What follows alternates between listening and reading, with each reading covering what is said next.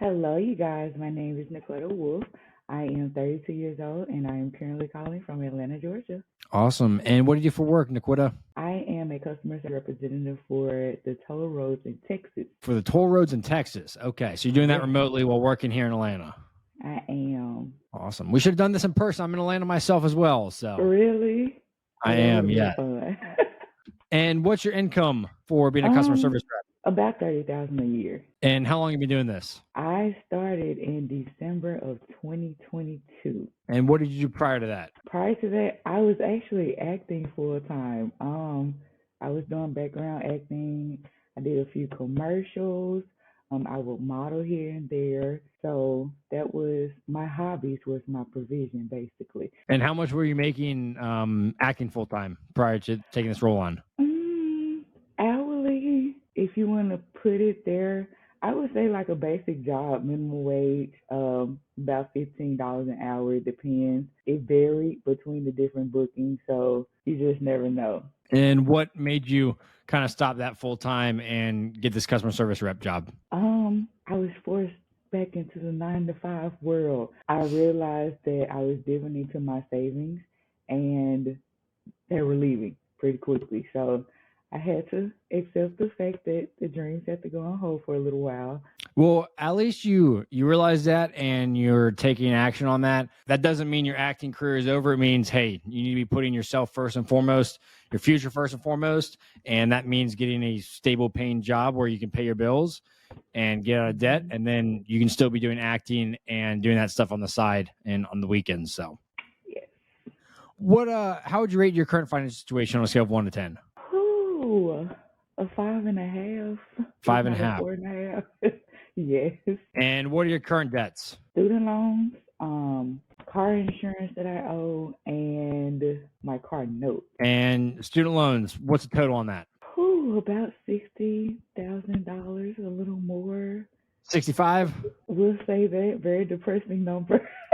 And what's the interest rate on that? Wait, say it one more time. What is your interest rate on the student loans? That I do not know right now. I know I went into deferment for a little while, but the interest rate I do not know. I know it's several different banks. It's like 3 to 4 that I know of. And are you aware that student loan payments are resuming in October? No, I am not. Yes. So that just got upheld in the Supreme Court. The Biden forgiveness for up to $20,000, it got reversed in the Supreme Court about a couple weeks ago. And student loan payments are set to restart in October now. Really? Oh, wow. I'm not sure if it'll be extended beyond that, but currently the 3-year pause is over as of October, and interest is going to start accruing. Minimum payments are going to be due, and a lot of people are going to have payments that hundreds of dollars a month that they've not had to pay for 3 years that are going to be resuming. Do you know what your minimum payment is going to be? No, I do not know. I do not know. And I think, if I'm not mistaken, that's why I went into deferment to try to push back on having to make the payments every month. I did start for a little while, but then I stopped. And Do you know how much do you know how much money you were paying a month when you were paying them? It was no more than 200. Let's see. I mean, it depends on what your interest rate is and what your loan term is. I mean, if it's a 20-year term, probably sitting around $450 a month if it's a 6% interest rate. If it's a 10-year term, you're sitting around $722, and that's going to be resuming in. So we'll dive into that. We'll talk about that because we got to figure out a plan that's going to be coming like a bowling ball coming down a hill if you don't get ready for it. So Yes, most definitely. And car insurance. You said you owe money for car insurance. How much is that right now? I would say close to 1,000, if I'm not mistaken. I know one is like 4 something, one is like 156, and it's one more that I do not remember. Okay. And how much you owe on your car note? $11,190 something dollars.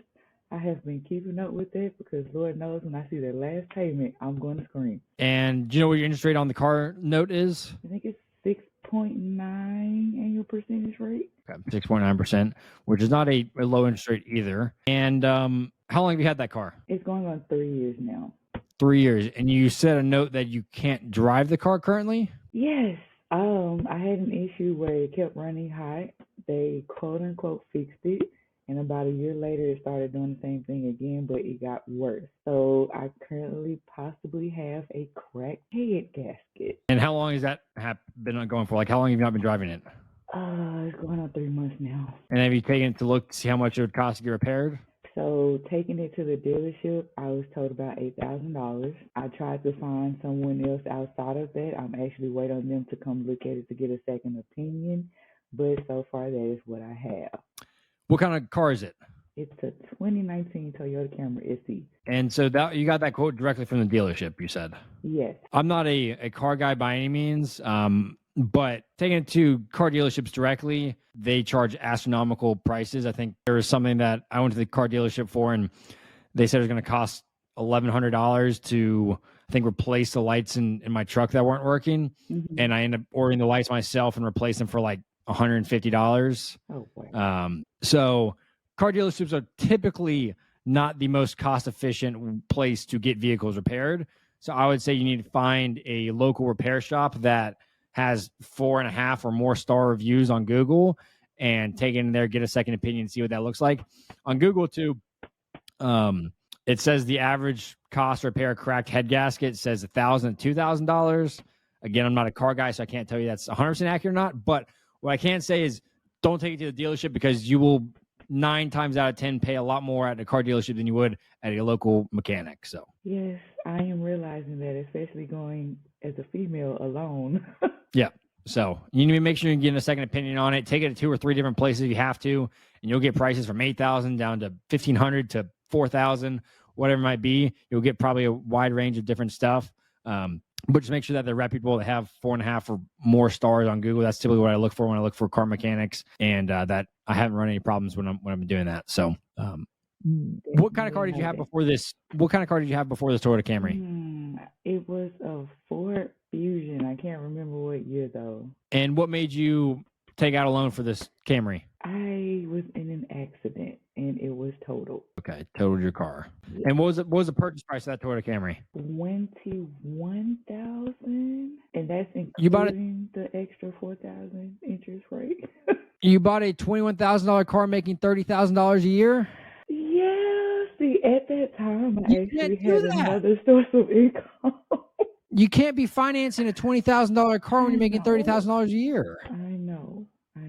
And I was that girl that was out door dashing and roadieing and every little delivery app you can possibly think of. I was out there doing it. To try to pay off the car? Get extra money, yes. Well, at least you're doing that, but I mean, now you can't even do that because the car is broken. I know.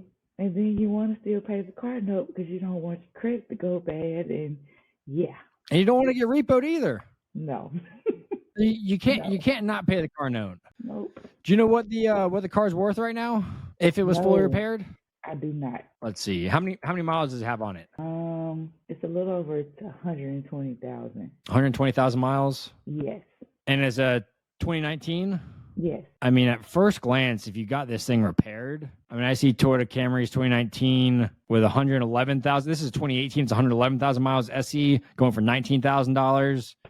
You got ones that are 70,000 miles that are $25,000. So your car is probably worth about, here's a 2019 Toyota SE, 104,000 miles, $22,000. So your car loan is $11,000.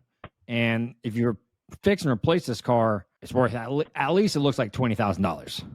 Buying a whole nother car, which is good. You're not underwater on it. And an option that you could go is fix this car up, try to get it repaired for $1,000, $2,000, sell it, and you'll get, after the repair and the car loan, you'll have about, we'll call it say it costs $3,000 to replace it. Mm-hmm. Fix it up, $14,000. Sell it for $20,000. You got $6,000 cash there. Maybe you go get a cheaper car that's $10,000. You'll take out a $4,000 loan on that, but that could potentially help lower your monthly payment. You might not have as a reliable of a car as your Toyota Camry. So probably what I would try to figure out is how can you increase your income and get this car loan paid off really in the next 12 to 18 months. So you at least have options in that point to sit here and look at, okay, do I want to sell this car, wipe the most of that car loan debt out of the way and get a cheaper car so you can start tackling these other loans that you have, or you can keep the car and figure out how can I pay this off in the next 12 months. Does that make sense? It does. It does. Just point out you have options at this point. Some people, they buy a car loan, they buy it for $35,000, and a year later it's worth $25,000, but they still have $30,000 on the car loan, and you're sitting there underwater on the car. So you're at least in a spot with a fixed up car, you won't be underwater on it. Yeah. Let's That's my baby. Yeah, I mean it's a decision, but you're also in $77,000 worth of debt right now, and if that can knock out $5,000 or $6,000 worth of the debt, that's going to be making progress. That's 10% of the debt right there almost. I know. Let's dive into your current monthly expenses that you have. Your rent is $300 a month, which is cheap as can be. Keep it that way right now. Home utilities $100, so you got $400 a month going towards your housing expenses. You have $788 going towards auto and transport. So you got $356 to insurance. What's happening there? Is your insurance really $300? Is your insurance really $356 a month? Yes. It's actually been gone now. Of course, I let it lapse, but yeah, it was. I was paying another car note on car insurance. I've not seen a car insurance payment for a Toyota Camry for $356. I mean, it's a 2008 truck, but it's like $80 a month. And it's got 180,000 miles on. But is that because you totaled a car previously? Did your car insurance get spiked up? Say. That and then maybe a traffic ticket or 2 or 3. So you're destroying yourself right there with bad driving, with tickets, and getting in a car accident is just increasing your insurance. Have you shopped that rate around? Have you tried to go to other insurance providers to get a lower rate? I have. It wasn't very successful though because they were all around the same price range. That's why I said it has to deal with probably the tickets and the rate. And how long ago did you get those tickets? One of them was about 2 years ago. Okay. About 2 years ago. How fast were you going? Not that fast.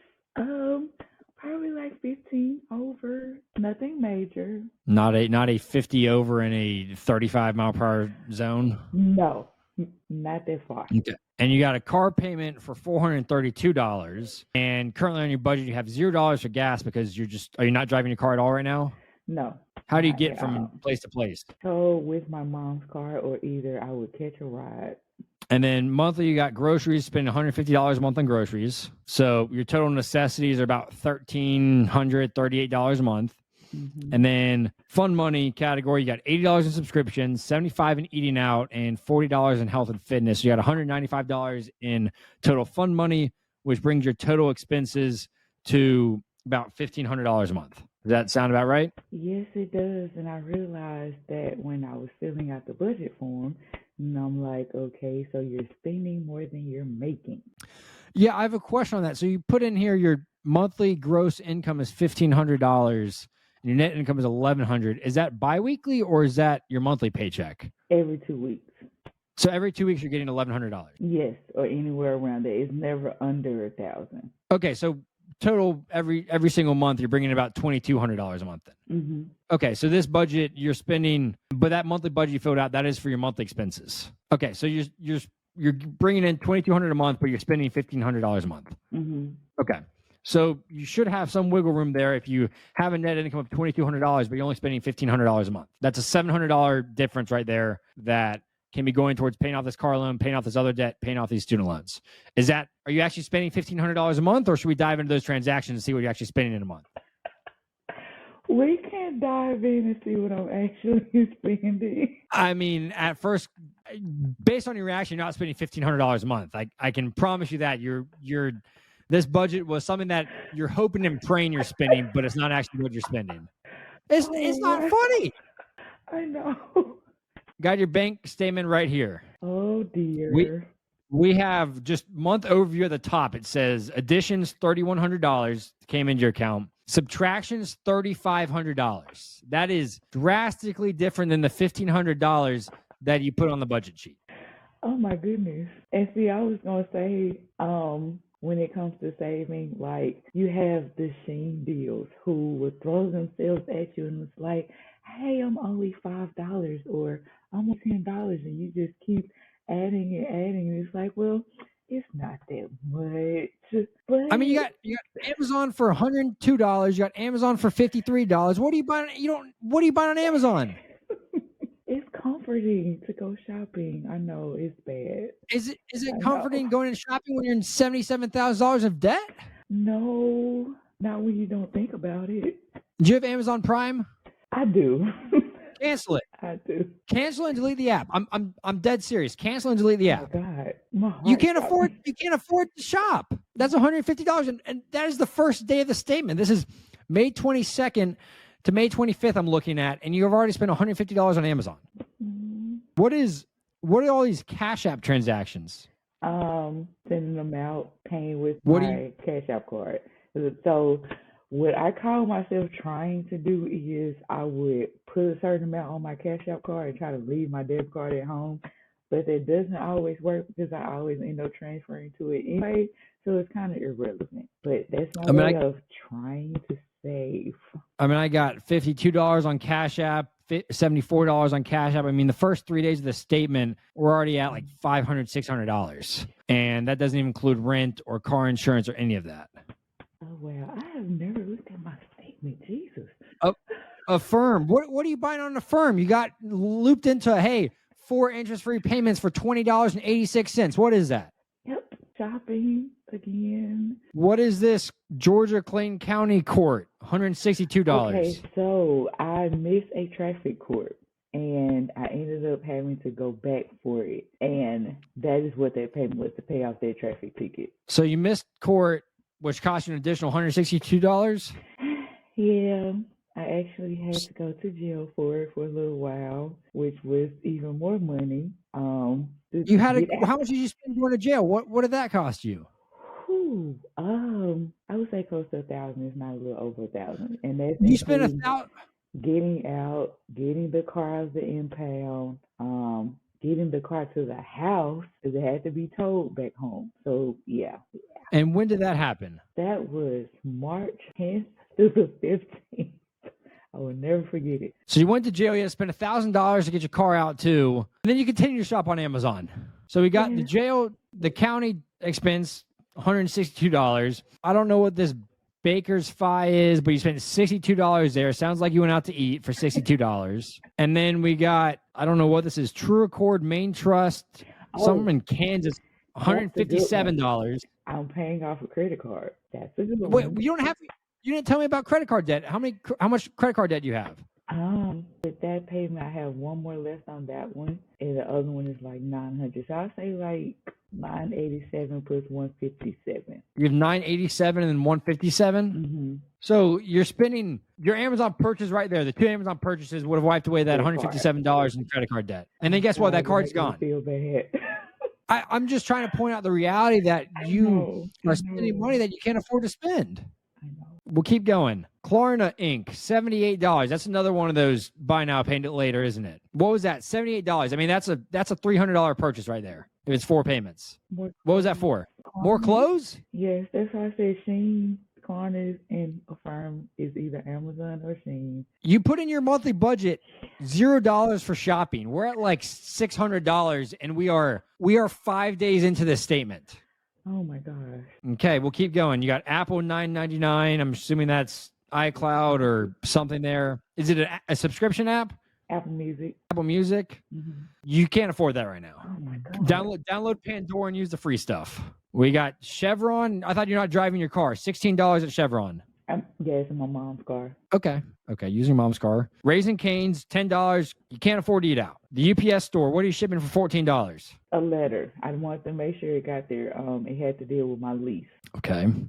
We got Food Mart. We got Walmart for $8. We got Walmart for $20. You got 2 Walmart purchases in the same day. You got another Cash App for $9. You have another transfer out for $12. It doesn't say what that is. We have another Amazon for $7. We have another Amazon for $50. Oh my goodness. We have another Cash App for $16. Another Cash App for $160. What are these Cash Apps? That's me trying to not use my debit card, but I would get in a store and I'm like, well, it's okay. I'm just going to transfer this over and use it anyway. But that's me, quote unquote, trying to save. Do you want to save money? Do you want to get out of debt? I do. It doesn't seem like it. I know. And I really just told my sister, the other day, shopping has become a mental freeness for me. It's a release of stress. I would find myself going to sleep at night on Amazon scrolling, adding to my favorites list, or yeah. It's not mentally freeing because it's just putting you in a further hole and putting you in this hole that's just you're never gonna get out of. I mean, if you have $77,000 in debt, not including the credit cards, and you're spending more money than you can make, you're never gonna get out of this hole because you're just spending money you can't afford to. I mean, we're 6 days in, you're $600 out the door in shopping. That's paying off one credit card and almost a second one. That's most of that other $1,000 personal loan that you have. Oh wow. What is this $942 purchase on June 6th? It says transfer out $942. June 5th? June 8th, sorry. Can't even tell you. No, I probably transferred it into my savings account. So that's another tactic that I would try, like transferring to my savings account and not having it in my checking, and then I would move it out as I'm spending it. How much do you have in your savings account right now? You really want to know? I want to know. About $60. So this tactic obviously is not working. And being in this much debt, you shouldn't be focused on saving money. You should be focused on paying off debt and not spending money. I mean, saving money, obviously the tactic of transferring out is not working because you just transfer right back or you transfer to your Cash App card and then you just swipe. So that's obviously not working. So we need to figure out a plan moving forward to change that. Let's keep looking. We got $41, another Affirm payment. I mean, this is like the third or fourth one we have so far. This one's $41. So that's another $160 item of clothing you can't afford. We've got Shein clothes, or Shein, however you pronounce it, $28. We have another transfer out for $80. We've got your AT&T bill for $146. What kind of, are you on a payment plan for that, or why is your phone bill $146? I just got an iPhone 13 and I just Why? started. My phone When did you get this? My phone actually messed up. I needed a new one. And you got an iPhone 13. Yeah. And how much did that cost? I started a new contract with them. So I went to a different phone company. I think I have like, let's say 27 to 39 payments left. What was it, like $1,300 or $1,000? It was a little over $1,000 because I'm paying like $20 a month. So that's the extra 20, and then the phone bill itself is the $120. Your phone bill is $120 a month? Yeah, I got the highest plan with the Apple Care and the hotspot gig, and you don't need a hotspot. You don't leave your house because you don't have a car. And $1,300 on a phone when you have this much debt. What are you doing? I mean, you got an iPhone 13. I'm on a website. I've bought a lot of used phones in my life. It's called swappa.com. You can buy a used phone. You can get an iPhone 11 for $200, $229. You can get an iPhone 13 on here for $473. There's no reason to be buying a brand new iPhone and doing that. And Mint Mobile is one of the newest carriers out there. It's like $15 a month for a limited plan. There's no reason right now for you to be spending $146 on your phone bill. And you signed up for that when? Been like a year now. So last year. Yeah, because I messed my phone up at a game. Yeah, it was last year. Okay, I mean, if math, we'll just show you the math right here. $146 over the course of the last 12 months is $1,700. If you had bought a used phone for $300 at the time and then had a monthly payment of, we'll call it $20 a month on Mint Mobile or one of those, you would have saved $1,200 over the last 12 months. And then that is, I think the whole pay this certain amount in this time is what gets me. Because clearly we got the Affirm, we got the Afterpay, we got the AT&T people. Yeah. They love people like you because guess what? You spend a lot more money that way thinking, oh, I can afford this $40 payment. Oh, next day I can afford this $30 payment. Oh, the next day I can afford this $60 payment. And you don't realize that, hey, you're going to continue that for the next 3 months and you got a payment every single day of the month. That's $40. Yeah, you don't. And then you miss the payment, and they start accruing interest, and they like that. I know. Okay, shopping is obviously a problem here. We're gonna keep going. You're eating out and getting tacos for $15. You're in more places. You're at Walmart again. You are beauty with grace. What is that? $102 on June 12th. The nail shop. Why are you getting your nails done? It was soothing. It was soothing. I needed it. I know.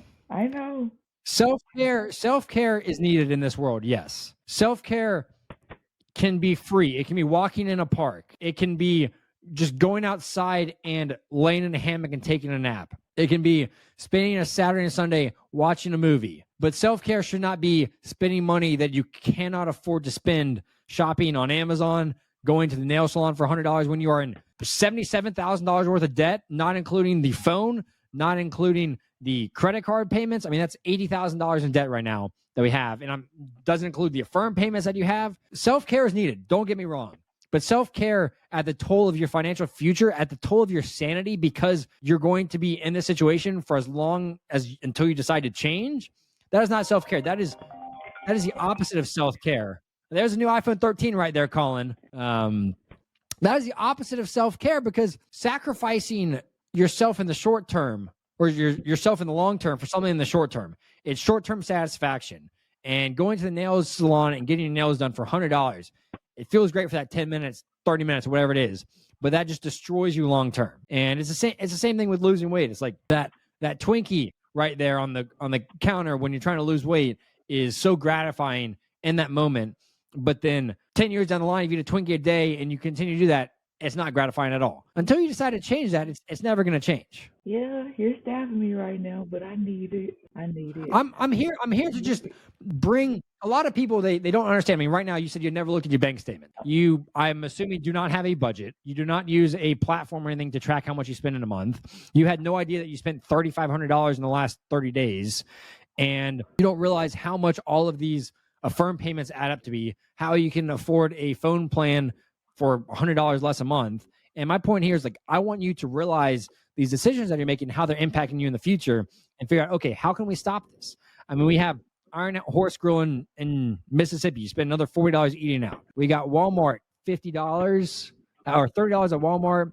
We got another Walmart for $54. You spend $80 in Walmart in that day. Unless you sit down and understand your finances, understand where your money's going, there's no way you're just gonna walk out of this debt. This $80,000 of debt is not something that's just gonna magically disappear tomorrow. It's not something that the government's gonna come and say, okay, we're just gonna wipe it all away. It's not gonna be something that the car note company is gonna say, hey, we don't care about your car. We're gonna raise it $11,000. And you have to be very intentional about it. If you're not intentional about your money, you're never gonna get out of debt. You're never gonna build wealth. You're never gonna be in a spot where you don't have to think about money and you can spend that $100 on the nail salon, or you can go and shop on Amazon.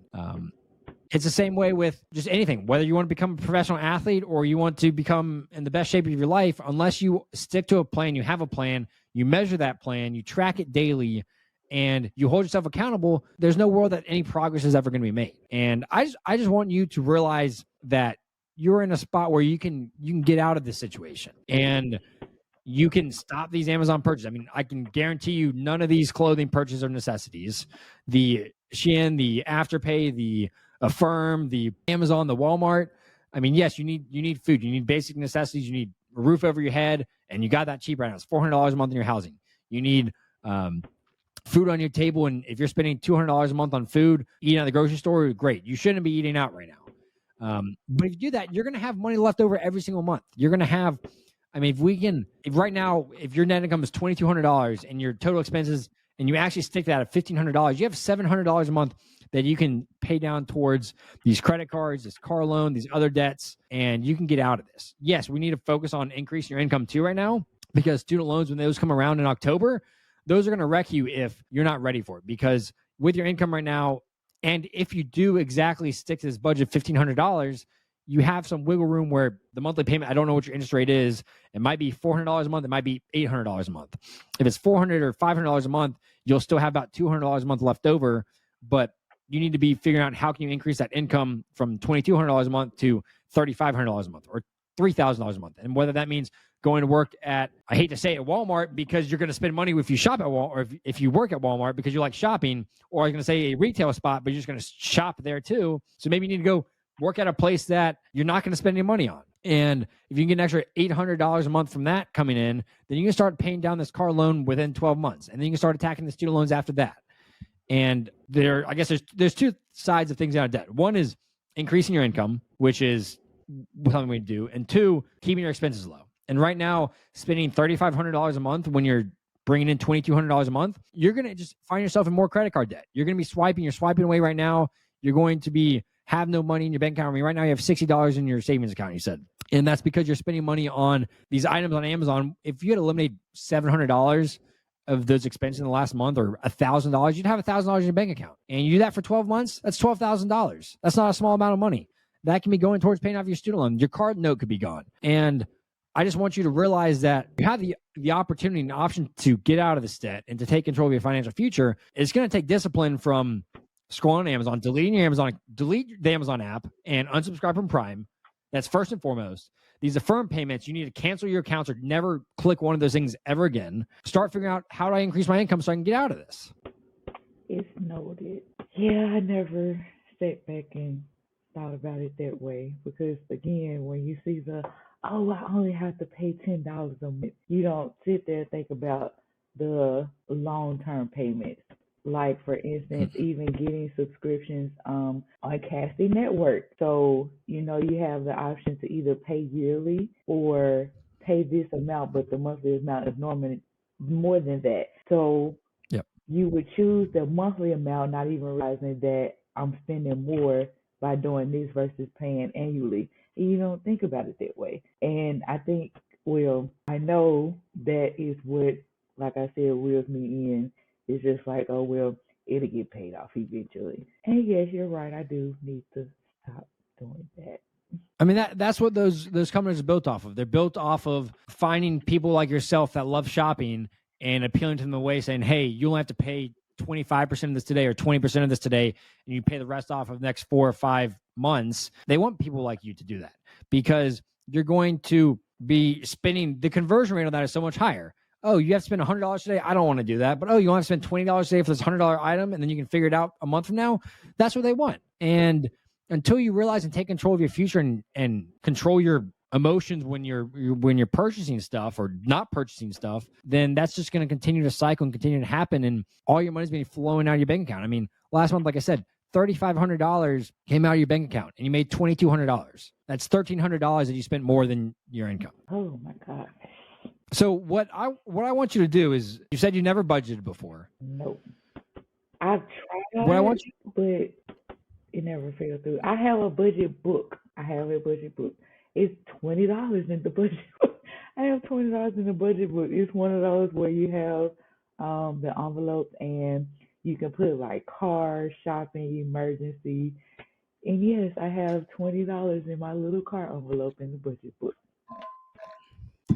Okay, well, what you need to do, I'm a big proponent of trying to make it as automated as possible. A lot of people, they're like, I want to use a spreadsheet. And it's like, okay, in that regard, you have to download your transactions every single month and do that manually. There's a website, mint.com. It's a free app. You don't have to pay for it. They have a premium version, but I use the free version. And you can link all your credit cards, all your bank accounts, all your assets, your bank accounts, investment accounts, your loans, your student loans, your car loans.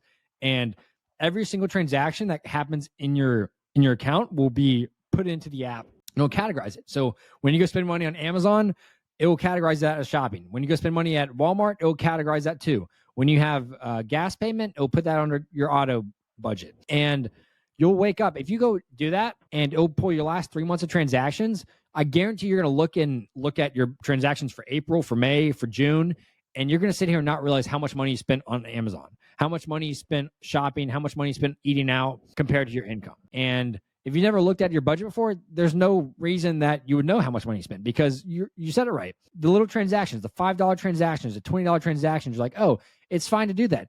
But if you do a $30 transaction every single day for a month, that's $1,000. It might not seem like much when you're at the register or you're at the checkout online for $30 purchase. But if you do that every single day, it adds up. And if you don't realize, I guarantee if you do that too, you're going to find things that you can cancel. I mean, right now you have $80 in subscriptions you have on your budget right now. I don't know what those are. You don't have your phone bill on your budget, which is another thing. That's not even on here. So really that subscription budget, if you count your phone bill, is $220. But there's things that you can eliminate too. You might not know that you're still subscribed to Peacock or to another streaming service. You might be subscribed to Spotify and Apple at the same time. And you can find things that you can, okay, I don't need that. I'm going to eliminate this. And then you can start getting your money under control. But there's no way you can get out of debt if you continue to spend more money than you're bringing in. That is true, but I I never realized it, and that just goes to show how it is good to sit back and look at your statements because I think the last time I did that is I say like 10 years ago. I was in a class. 10 years? You haven't looked at your budget in 10 years? Nope, because I never really thought about it that way. I never thought about it that way to, hey, let me go sit back and see how much money I'm spending a month. But then you have your moments like, where's my money going? So, And I guarantee you've been living like that for the last 10 years is where's my money going? Where's my money going? And you've probably been in this spot where you're trying to make ends meet. You're trying to, like you said, you're doing acting full time and you had to transition to the salary role so that you can pay your bills. But I'm assuming the last few years you've been, where's my money going? Where's my money going? And that's because you're not tracking it. And if you haven't looked at your bank statements, at your transactions for 10 years, there's a reason that you haven't made any progress on your student loans. There's a reason that you're in credit card debt, right? And it's because you're not tracking anything. You don't know where your money's going. And unless you're intentional about your money and you tell your money where it's going, you control your spending and you know how much you have the ability to spend each month. I mean, if you have, for example, my wife and I, we have a food budget. And one month, if we're tracking severely under on our food budget, okay, great. Maybe we'll go to a nice dinner this weekend. Or we know we have a vacation coming up, okay, great. We have a vacation in August. That means in July, we're not going to eat out because we want to go have nice dinners when we go on vacation and spend more money then. No matter how much money you have, whether you're making $1,000 a month or you're making $30,000 a month, if you don't track your spending, then that money is going to disappear just as quickly as it came in. And that happens with lifestyle creep too. I mean, if you go right now from $31,000 salary and say you jump up to $60,000, I guarantee you, when you after a year of making $60,000, you're going to sit here and say, "Where'd all my money go?"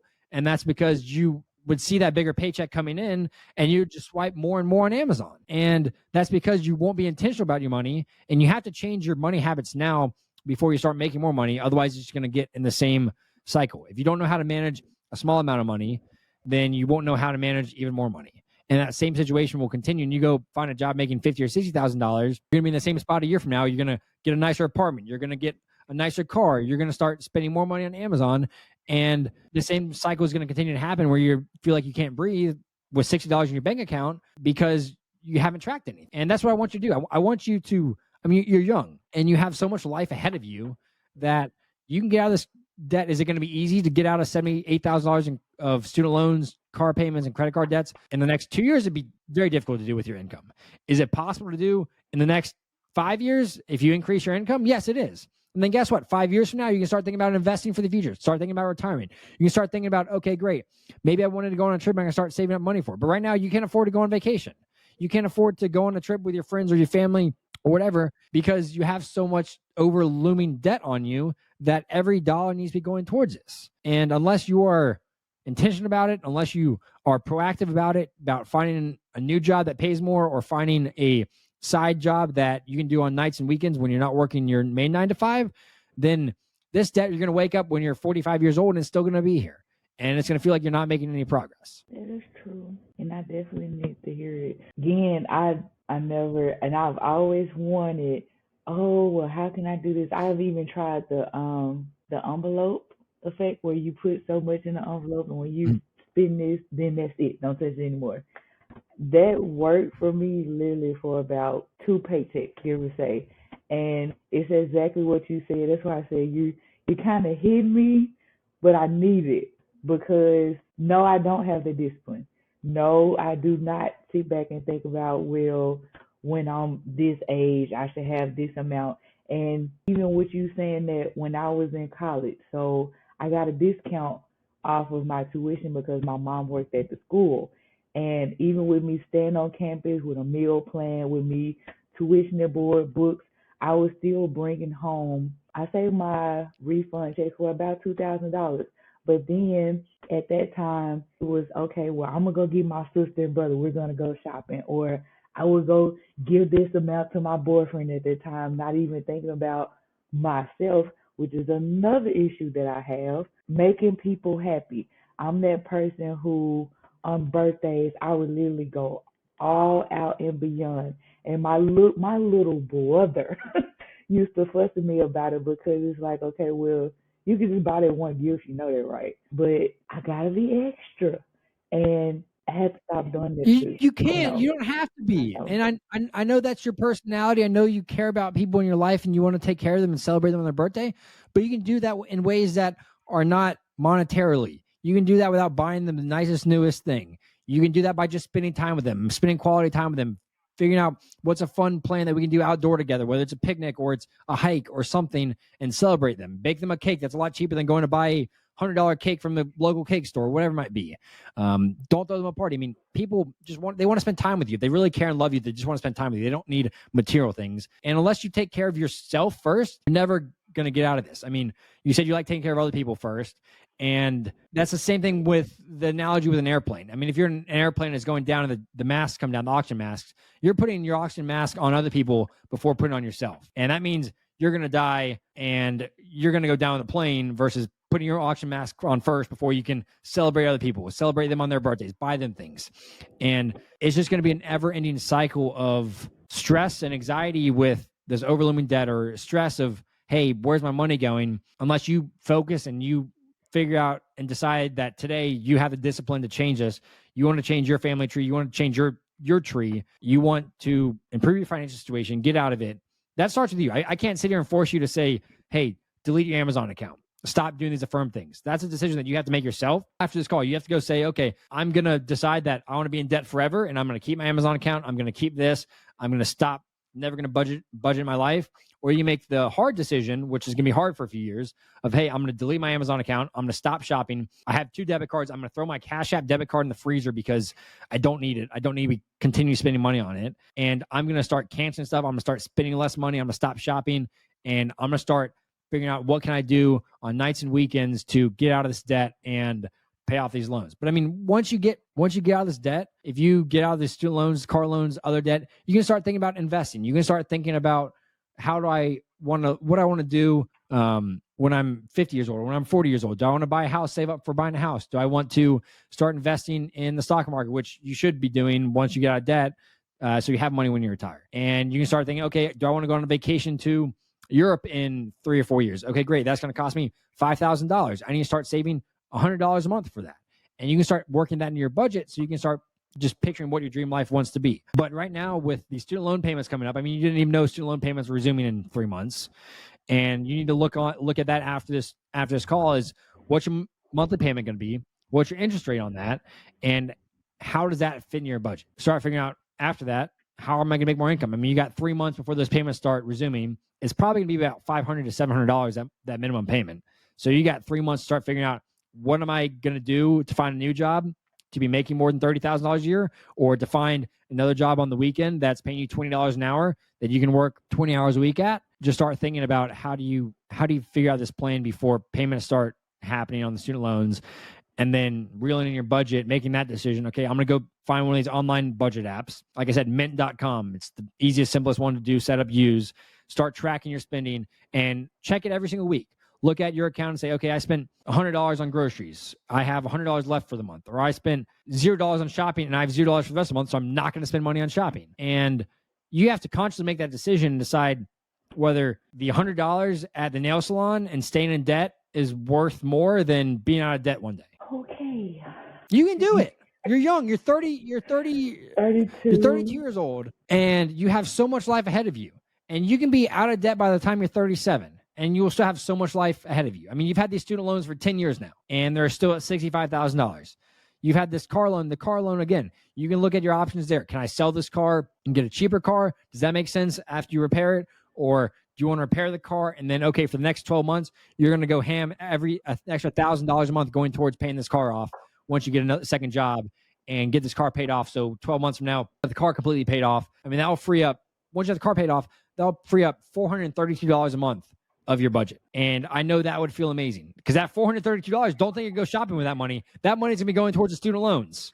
That's not shopping money. Oh my gosh, I know. But unless you make that decision, it's entirely up to you. I'm here to help you, give you ideas, and tell you the reality that you're in. Right now, the reality you're in, I would put your financial situation at a 4.5 is generous. The only reason it's a 2 is because you don't have $300,000 in loans or a $60,000 car payment with your income. Or this debt is not, thankfully, you only have $1,000 in credit card debt. If you had $20,000 of credit card debt at 30% interest rate, that'd be so difficult to get out. The reality of it is this is up to you to decide. And I'm happy to check in. I'd love to do a check-in in 6 months from now, 12 months from now, see, okay, what progress have you made? What's your income at now? I can send you resources of people like Dave Ramsey or Meet Sadie or Caleb Hammer to watch their videos and learn more about finances as well. Money with Katie, she's another great one. And start consuming content like that so you can figure out, okay, I'm not the only one in this situation. Because frankly, that's what the American dream is right now. The American dream is credit card debt, student loan debt, car payments. So you're not unique in your situation that it's, okay, I'm never going to get out of this, because there's millions of people who have been in this exact same situation. And they decided, hey, I'm going to get out of this, and they made a plan. There's also a million people that are in the same situation that are saying, I don't care. I'm just going to make the minimum payments and live with this debt forever. So you have to decide which side you want to be on. And I don't want you to be on the side that you just make the minimum payments and you live with this debt forever. That sounds horrible. It sounds stressful and a lot of anxiety having $60 in your savings account because all your money's out the door spending on things you don't need. And I'll send you resources, things to find, things to watch and learn from, and start consuming that content. Start learning. Email me if you have questions on stuff. If you're going to go take out another loan, text me, email me. I will convince you not to do it. If you haven't deleted your Amazon account by next week, I'm going to be actually, if you don't delete your Amazon account in the next 2 hours, I'm going to be pissed. It's not funny. You can't afford to spend $600 a month on Amazon. I know it's not a fun conversation, but I also want to be real with you and not tell you, hey, this is picture perfect and you're living the dream, because you're not living the dream. You're living the American dream, which is debt. That's not the dream that you want. That's not a dream. You want to go on vacation. You want to go to the nail salon and get your nails done. You want to spend money on your friends and your family for their birthdays. And unless you take care of yourself, unless you got this, that reality is never going to come true. I know. So what are you going to do after this call? Cry. Because I literally never just sat back and thought about it like this at all. To even. A lot of people don't. And then the amount that you said on shopping, I honestly did not realize that it was adding up to that amount. Like, no, I did not. Yeah, it's not pretty. And unless you control yourself, unless you delete those websites, stop shopping, it's going to continue. And you're going to find yourself a year from now, once the student loan payments resume, you're going to find yourself in more debt. You're probably, if you don't make the decision now, student loan payment comes $700 more a month. Guess what? That $700 you're spending on Amazon, you're probably going to put that on a credit card. And that's just going to build up over time. And you're going to be in a worse spot a year from now because the student loan payments are resuming. So that's something you have to fix quick with student loan payments resuming. And that's something you have to really crack down on with your shopping, with your overall budgeting, tracking. You need to become intentional about your money. You need to learn more about money and figure out what you want in life. Do you want a life where you can go on vacation, where you can spend money on friends and family? And if that's what you want, then let's figure out how to get there. Again, I'll send you resources. I'll send you videos, things to do to learn.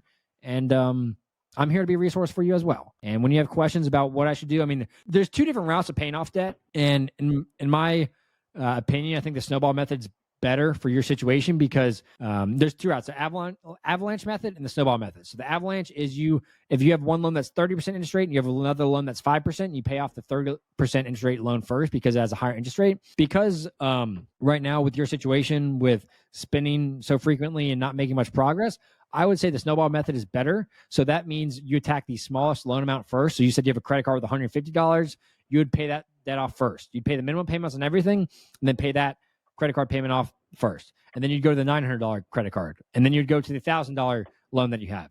And then you go to the car loan. And you go to the student loans after that and start knocking those out. And that way you can start building momentum. You can get those minimum payments off your monthly expenses as well and start throwing that extra money towards it. But that way you start getting momentum and realize, okay, great, I can do this. I just paid off 2 credit cards within a month. You could do that right now. $1,000, you could save $1,000 over the next month if you go get a second job and you start cutting your expenses. And then you have those 2 credit cards gone. And then you have just the car loan and the student loans left.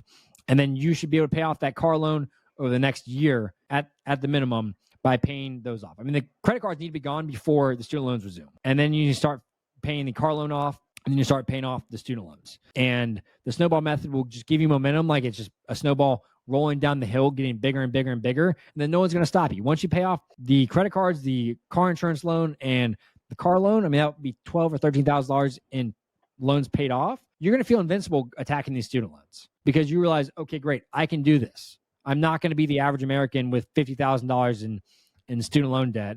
I'm going to get out of this so that I can go and live life and have fun and enjoy the nice things in life. So does that make sense in terms of how to pay it off? It does. It's all a matter of me applying it and actually being disciplined and consistent. 100%.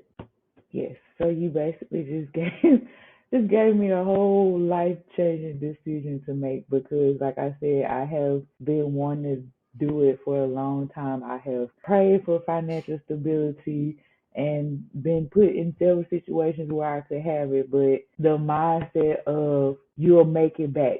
Um, I talked about that not too long ago. I would, for instance, when I did like roadie, you do roadie and you get paid instantly. So it gave me the mindset of, well, I can go make it back in 2 hours anyway, so it's okay. You'll get it back. It's okay. And I have to stop telling myself that. So it's basically me spending money. I mean, making money to spend money versus making money to save it. Because if you sit back and think about it from the checks that I was getting from school, the extra money when I was working and acting at the same time, those acting checks could have been put up even with me doing deliveries on the side just to get out the house sometimes. That could have been put up. But again, in the back of my mind, I'm like, you'll make it back. It's okay. And so I also have to change my mindset in that area because it's not going to work. It's not going to work at all. 100%. How to change your mindset and realize that, yes, money is meant to be spent if you have the money to spend. It's money, but you don't have the money to spend right now. And so money right now is made to pay off debt so that one day you can afford to spend money on shopping or spend money on going out to eat. And yeah, it's not going to be an easy next couple of years. It's going to be, as Dave Ramsey says, it's going to be rice and beans until you get out of debt. And you can't afford to go out to eat. You can't afford to go on vacation. You can't afford to go get your nails done. You can't afford to shop on Amazon or do these interest-free payment things. And it's going to be hard for the next drastic change from the last 10 years of your life. That's just spending money as it comes in. And there's a lot of people going through the same situation as you are. And you will feel 1 million times better 5 years from now with all this debt gone, spending money right now with the short-term satisfaction. Because I can promise you 5 years from now, when you're out of debt, you will have no idea what these $600 that you just spent on Amazon last month were, or the $300 on the Afterpay Klarna type payments. You have no idea what it is. You probably won't even use it 2 months from now. So none of that short-term satisfaction matters right now. The nails do not matter right now. If you need self-care time, I'm all for it. Go outside, go find a beautiful park, leave your phone in the car at home, and go for a walk in nature, go for a swim somewhere, do something. I mean, there's Kennesaw Mountain here in Atlanta. There's, what else is there? I mean, there's the Chattahoochee River you can walk on. There's the Beltline in Atlanta that you can go walk around on. And there's a lot of places, Piedmont Park, a lot of beautiful places that you can go walk around and you can be one with nature. Get a hammock and lay in Piedmont Park, or don't get a hammock if you don't have one. Just get a blanket. Go lay on Piedmont Park ground in the sun and just soak it in, and you'll feel at peace. You'll feel a lot better, and you won't be spending $100 on going to get your nails done. So you need to take care of yourself first and foremost. I'm a proponent of exercise, getting outside. I mean, I've exercised for over 1,000 days in a row right now, and I'm so thankful I've done that, because whether it's going outside and walking 5 miles or at least exercise for an hour a day. I mean, I have a sprained ankle right now, and I'm still working out 60 minutes a day. And that's what brings me joy and takes care of myself right now. And just getting outside, getting sunshine, taking care of myself, sleeping 8 hours a day. That's true self-care. Exercising, eating nutritious, and sleeping. Spending $100 on nails, that is short-term satisfaction for something you can't afford. So I'll send you resources after this call of things to do budget-wise, things to do research-wise in terms of learning, finding other personalities and people on the internet to learn from about money. Do not fall for any get-rich-quick schemes. There's someone promising you to make $1 million or whatever. Do not do that. It will not work out well. And this is going to take discipline. It's going to take hard work, find another job, working more hours. But I can promise you, you will feel 1 million times better once you knock this out. And I think you can do it in the next, I say 5 years on the long end. I think you can do it in the next 3 years, 3 to 4 years, if you really crack down. You keep your expenses at $1,500 a month, and you get your income to above $3,000 a month, $3,500 a month, finding a higher paying job, one, and then two, finding a second job to work 20 or 30 more hours a week on. So Sacrifice is what I've heard this whole conversation. Yeah, Sacrifice, it will sacrifice, take a lot sacrifice. of sacrifice. But I'm So willing to try it. I need it. you're not willing to try, you're willing to do it. Okay. You have to change your mindset there. It's not a try here. This is not a trying situation. This is a you either have to be 100% in and you're going to do it, or 100% out. And the 100% out is you're going to wake up when you're 45, 50 years old and you're still going to have all this debt in the world. You can't be half in getting out of debt. You're going to get that ad on social media to buy something online, and you're going to swipe up if you're half in. You're just going to look. You're just going to look, and you're just going to be like, oh, do they have my size? When does it get here? It can't be half in. It's got to be all the way in. You're half in still. Take some time. I know this has been a lot, and I really do just appreciate you coming on and being open and honest. And I'm sorry, but I'm not sorry about how direct I am, because I want you to better yourself. I needed it because, like I said, you can't have the want or the desire to have the thought process of I'm going to save, but yet you're still spending. And so I definitely, definitely have to slow down with Klarna and shop and Affirm and Shop Pay, all those little apps, because they're literally all on my phone. Delete them. Afterpay, yeah. Go on your phone after this on your brand new iPhone 13 for $1,300 and delete those apps. Delete Amazon, cancel your Prime membership, cancel your Apple Music subscription, and download Pandora for free. These are decisions you can make today that will change the financial trajectory of your life. I appreciate your time today. I will send you resources after this, and I'm going to follow up with you as well. And you might not reply, because just know I'm going to be emailing you in a month from now. And I'm going to say, hey, have you gotten your budget set up? How did July turn out? The second half of July. And I'm expecting and hoping that you're going to say, hey, I took action. I deleted these apps. I have not spent money on shopping this month. Right now, it looks like that I'm going to be emailing. You're going to say, hey, I haven't made this decision yet. And you're going to still be wondering here from now. But I hope and pray 6 months from now, we can have a follow-up call, or 12 months from now, and you can say, hey, I've paid off this car loan. Hey, I've gotten a second job and I've increased my income to $50,000 a year. And that will change the trajectory of your life. You'll get paying down debt, and then you'll be able to start enjoying things in life once you get out of this. So I agree. Last question I have for you. What advice would you give to someone in a similar spot to you? Don't do it. Because again, like I said, I didn't realize how much I was spending. I didn't realize how much I was putting into shopping, because those little numbers of you pay $4 a month of interest rate and this is gone, or this is only 3 to 4 or 5 times payment of $10 to $12. It adds up, and I'm realizing that I really did not know I was spending that much. I would also say focus on your spending and track it, because if you don't, you won't realize that you're spending more than you're making. If you don't, you won't realize that there are things that you can knock out for you to have more money in your pocket, because I didn't think about it. It's nothing I ever thought about. It's nothing I ever took the time out to say, well, hey, let me do this, that, and third. Even with trying to have a budget, how can you budget if you don't even know what you're spending in the first place, or what you can't cut out in the first place? Because again, bank statements, that's something my grandmama does. I never thought to sit back and, hey, let me go look at this. I even talked about my mom not too long ago, because she still writes down her transactions in the little booklets. I didn't even know the bank still gave those booklets out. And I'm like, why are you doing that? You are so old. You are so old. But it looks like I need to be doing it my own self. Yep. I am grateful for you, literally, because I'm sitting here fighting. I'm sitting here fighting because I'm just like, oh my God, I really did not know that it was adding up to that amount, and sitting there wondering, well, I had this amount of money last week. Why am I only down to $60? I literally had $200-$300 in my savings account last week, but now this computer is sitting on my new desk that I just put together from Amazon a couple of days ago. Yeah, the pajamas I have on, I got them 2-3 weeks ago from Shein. It was on sale. It was only $5. It was only $5.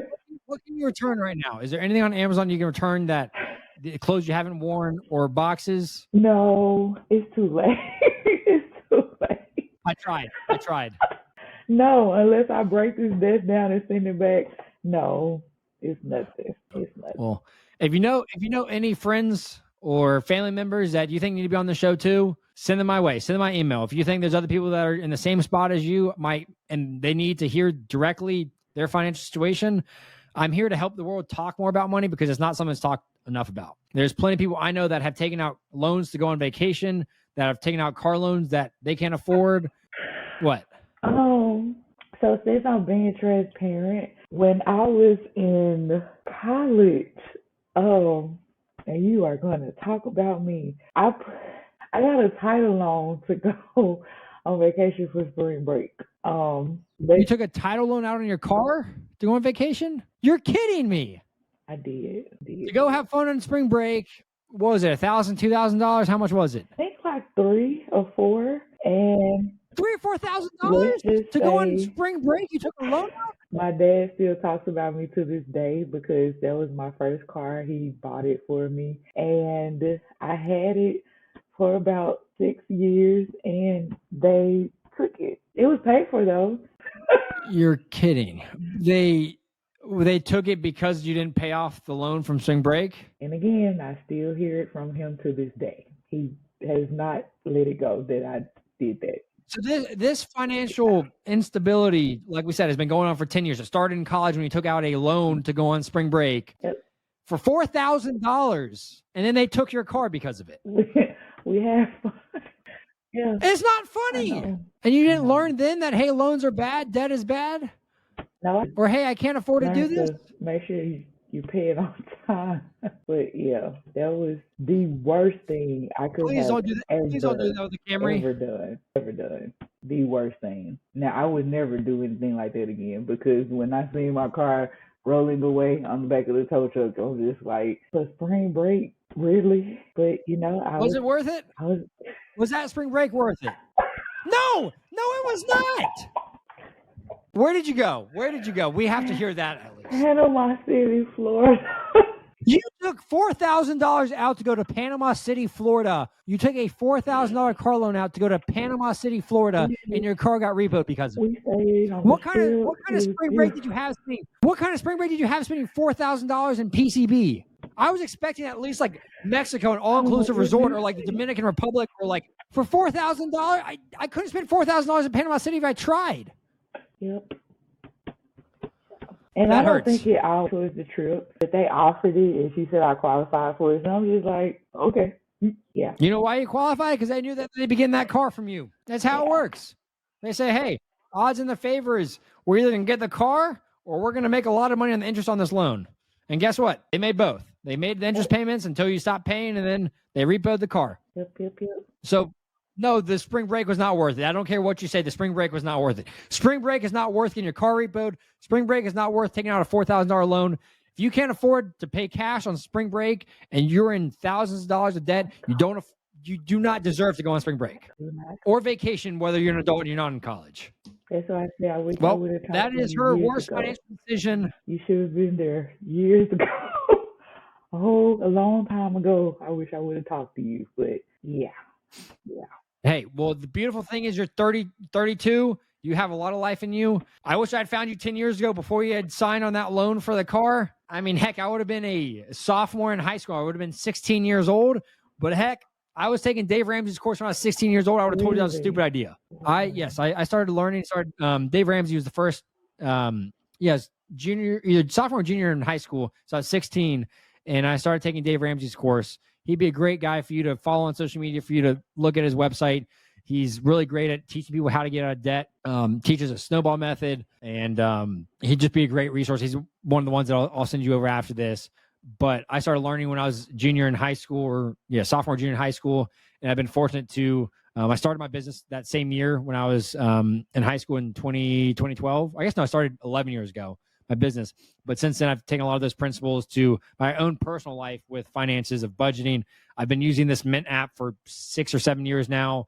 And I've budgeted every single month to know where my money's spending, to be able to save up for vacations, to invest money.